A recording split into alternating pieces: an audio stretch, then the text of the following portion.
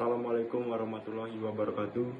Perkenalkan, nama saya Dilan Nurbadinata, NIM 50 2024 193, dosen pengampu Dr. Hasanah Mulkan, SHMH. Di sini saya akan mempresentasikan tugas MK Hukum Tindak Pidana Korupsi tentang perkara kasus korupsi LRT di Sumsel.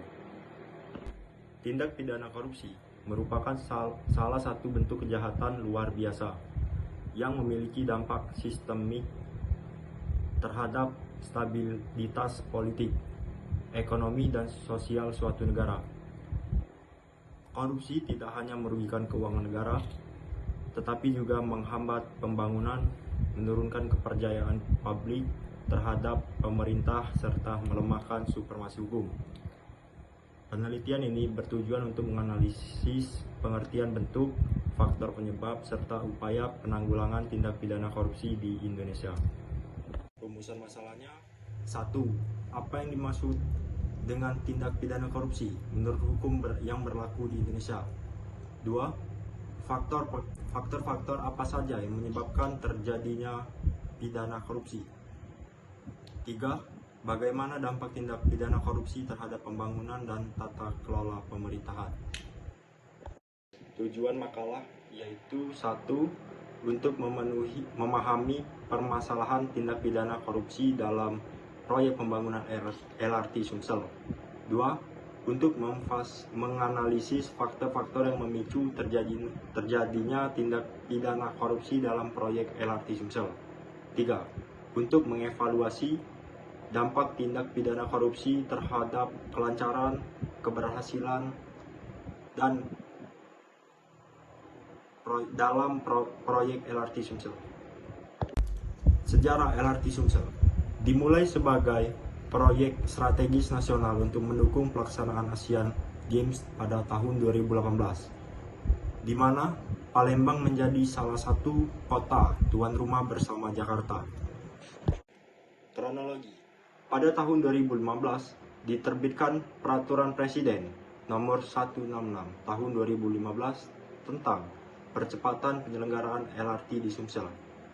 Kemudian 2016, pekerjaan pembangunan mulai dilaksanakan termasuk perencanaan dan kontrak dari Kemenhub melalui Satuan Kerja Pengembangan. 2016 sampai 2020, periode ini terjadi dugaan penyimpangan dalam kontrak. 20 September 2024, Kejaksaan Tinggi Sumsel menetapkan 3 pejabat PT Waskita sebagai tersangka. 26 September 2024, menetapkan 1 tersangka tambahan. November 2024, masuk ke tahap penyidikan lanjut. 5 November ditetapkan kasus tersangka baru. 28 November, penyerahan tahap 2. 6 Mei, vonis pengadilan bagi beberapa terdakwa. Faktor penyebab: 1. Lemahnya pengawasan. 2. Penyalahan wewenang oleh pejabat. 3. Lemahnya penegakan hukum. 4. Budaya korupsi dan kolusi di BUMN dan pemerintahan. 5. Desakan proses selesai cepat. Dampak yang terjadi yaitu berupa 1. Pemborosan anggaran negara. 2. Hilangnya kepercayaan publik. 3. Penurunan citra pemerintah. 4. Tidak efisiensinya infrastruktur. Kemudian upaya penanganannya: 1. Penegakan hukum oleh aparat penegakan hukum. 2. Melakukan audit dan evaluasi.